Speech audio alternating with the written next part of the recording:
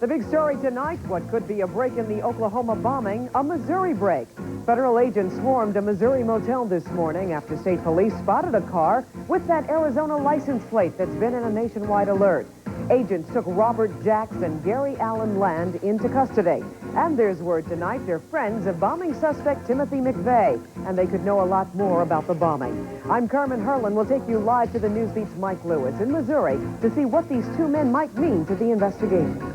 I'm Mort Krim, also making headlines on this Tuesday afternoon. After a bitter strike, baseball is back at the corner.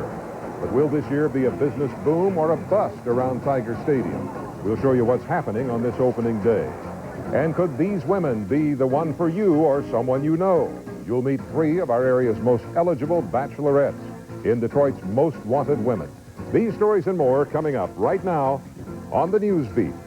And now, with Mort Krim and Carmen Harlan, this is Newsbeat at 5. The arrest occurred without incident. Jacks and Land are cooperating with the FBI in the investigation and have agreed to be interviewed and provided consent to search their property. A car, a license plate, and a motel room means investigators have two men who could know a lot about the Oklahoma bombing. The arrests in Missouri could be a major break. Good evening. The big story tonight is a break in the Oklahoma City bombing, a Missouri break. This morning, federal agents moved in quickly to arrest two men wanted as possible witnesses to the bombing. Police nationwide were looking for an old white Thunderbird with an Arizona license plate. And the break came when that car and that plate were spotted in Missouri this morning. And police arrested Gary Land and Robert Jacks. Newsbeat's Mike Lewis is in Springfield, Missouri right now with the latest on this development. Mike? That's right, Mort. We're live here at the Springfield, Missouri Federal Courthouse, where the two men named as material witnesses are being brought for their initial appearance before a federal magistrate. The security here is extremely tight, at least in part because of questions whether one of these men may be the infamous John Doe number 2. A Missouri state trooper, warned to be on the lookout for this white Thunderbird with Arizona plates, spotted the car last night and questioned the two men.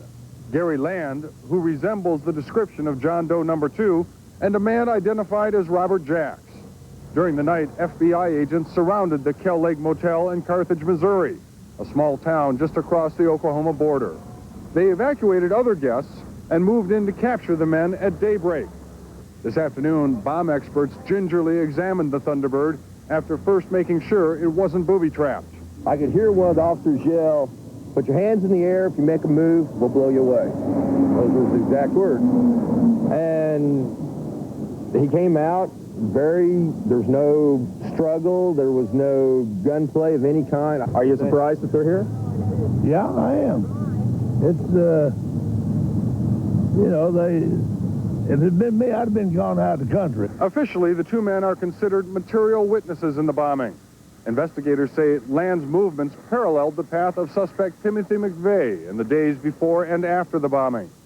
The FBI says it doesn't know if Land is suspect number 2, but one FBI official tells me the circumstances of his movements afterward are certainly strange. Land lived in Kingman, Arizona, near McVeigh. On the day of the bombing, he checked into a motel in Perry, Oklahoma, the same town McVeigh was arrested in.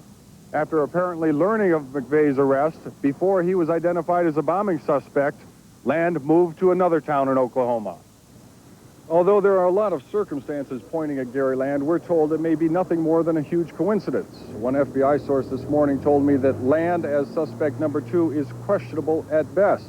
He has longer hair than the man shown in the sketches, and we're also told that Land is not sporting the tattoos described on John Doe number 2.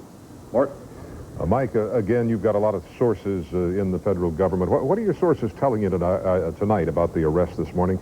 Did the two men they picked up put up any kind of a fight? Did they give the agents any kind of a hard time? No, but the agents were certainly ready. We're told they were in trees. They had all kinds of riot weapons and gear on them. And as you heard the man in the story saying, one of the agents told him, "Don't move, put up your hands. If you make a move, we'll blow you away." All right, thank you very much, Mike. The FBI put out a nationwide alert for Land and Jacks just yesterday, and now less than 24 hours later, both men are in custody. Carmen? Well, the break in the bombing cases in Missouri. Investigators are still on this case all over the country. The two men picked up this morning could have ties to bombing suspect Timothy McVeigh, and those ties could lead to Arizona. The Newsbeat's Ann Thompson brings us up to date on that part of the investigation. Kingman, Arizona is one of the possible links between prime suspect Timothy McVeigh and the men captured today, Robert Jacks and Gary Land. Land and Jacks lived at a Kingman motel from last November 3rd to this April 3rd. When they left, the motel managers claimed the pair said they were going to Oklahoma. While Land and Jacks lived in Kingman, McVeigh stayed here at the Hilltop Motel for 6 days in February and at another Kingman motel from March 31st to April 12th. Land and Jacks surfaced at a Perry, Oklahoma motel the night of the bombing of the federal building. Perry is the town where McVeigh was arrested 75 minutes after the explosion.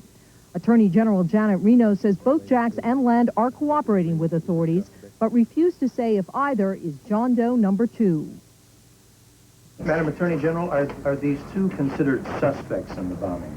I would not comment, and I would ask everyone to let the investigation proceed and not jump to conclusions. Who do you believe to be John Doe number 2? Again, I would not comment and would reiterate my concern. Kingman, Arizona is also home to McVeigh's former Army pal, Michael Fortier. Last night, federal agents raided Fortier's trailer in Kingman. Several bags of evidence were taken away, but no arrests were made in connection with the bombing case. In an interview last week with CNN, Fortier said militias were not anti-government organizations. They may have disagreements with who is elected and what our Congress may be doing, but I'm not part of a militia, but people that are patriots are not anti-government. We support our government. Meanwhile, in Kansas, investigators say they found a receipt in Terry Nichols' Harrington home for 1 ton of ammonium nitrate fertilizer from this McPherson co-op. On the receipt, officials claim they found McVeigh's fingerprint. And as these developments surface around the country, in Oklahoma City, a federal grand jury is believed to be considering McVeigh's case, but authorities refuse to confirm the session or say where the jury is meeting. Mort? Carmen? And last week, we reported that Tim McVeigh had written letters to his hometown newspaper in New York. Now, there's another letter. Can you tell us about that one? That one has been produced by a congressman in New York named John LaFalls, and he says he received a hand-printed letter from Timothy McVeigh 3 years ago. In it, McVeigh says he believes in a God-given right to self-defense, and he also says that it might take a civil war to cure the nation's problems. Carmen? All right, thank you, Ann, for that report. McVeigh's father says his son also wrote to the congressman about NAFTA and the GATT treaty, but those letters have not been released. Another material witness in the bombing could be James Nichols of Decker, Michigan. Federal agents took evidence from his farm more than a week ago, and right now there's a detention hearing where they could have more on his possible role in connection with the prime suspect in the Oklahoma bombing. The Newsbeat has Keith Oppenheim inside that hearing and Paula Tuffman stationed outside, and with the hearing still going on, let's go now live to Paula. Well, more early this afternoon, the federal marshal loaded up a van full of journalists to go the 4 miles up the road to the Milan Federal Penitentiary. That's where, as you said, Decker farmer James Nichols is being held, and that's where his bond hearing is being held. Now, technically, Nichols is being held on explosives charges unrelated to the Oklahoma bombing. But no doubt, federal officials are looking for that slender thread that might somehow connect him to his brother, Terry Nichols, and bombing suspect Tim McVeigh.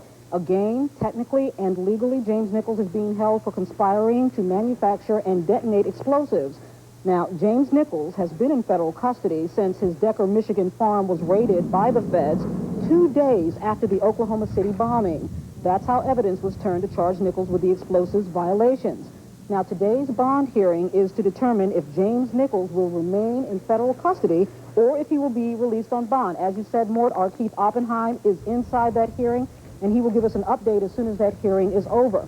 Incidentally, representing James Nichols is private counsel, Robert Elsey of Grosse Pointe Park. He's been retained by friends and supporters of James Nichols, who decided, actually James Nichols decided against having a federal defender in favor of private counsel. Mort? All right, thank you very much, Paula. When the detention hearing ends, we'll take you back live to Milan so the Newsbeat's Keith Oppenheim can let you know the latest on James Nichols and any connection that might be developing between him and the Oklahoma City bombing.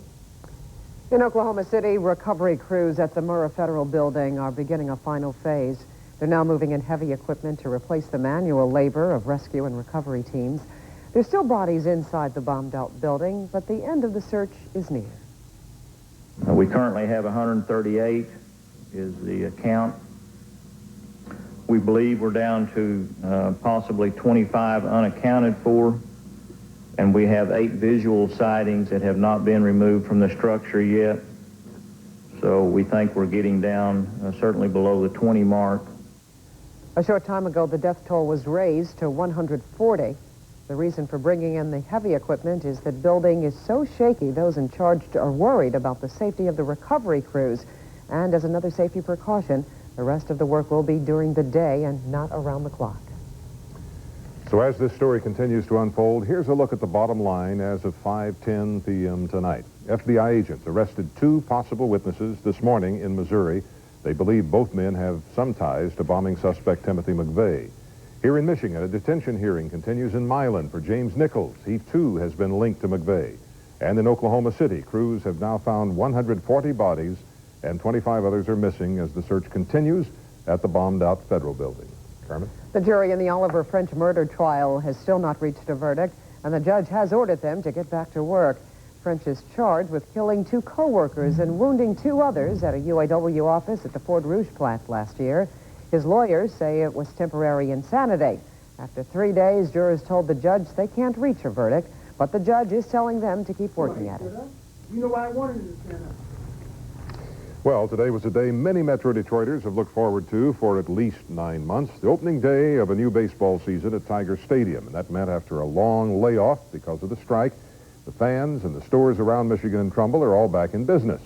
Newsbeat's Roger Weber is there right now with a look at what's been happening on what turned out to be a pretty decent day for an opening game. Roger? Well, Mort, I guess the best thing I can say is that nobody got rained on, although that just may change in a few minutes.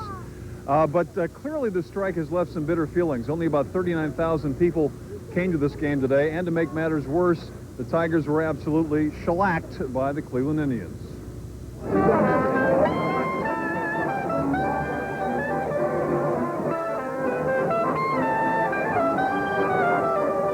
After a 9-month interruption, baseball is back, but many of the fans are not. What I'm surprised about the number of empty seats. I think it's a statement being made. The average guy just can't relate to these guys on the field. The people who sell souvenirs or peanuts or parking spaces can at least earn modest money again, but the strike hurt them. Well, wouldn't you be mad at him, too? You're damn right I'm mad at him. But many fans say they won't carry a grudge. The players, hey, they pay hard for their money, and they need all the money they can get. I love baseball.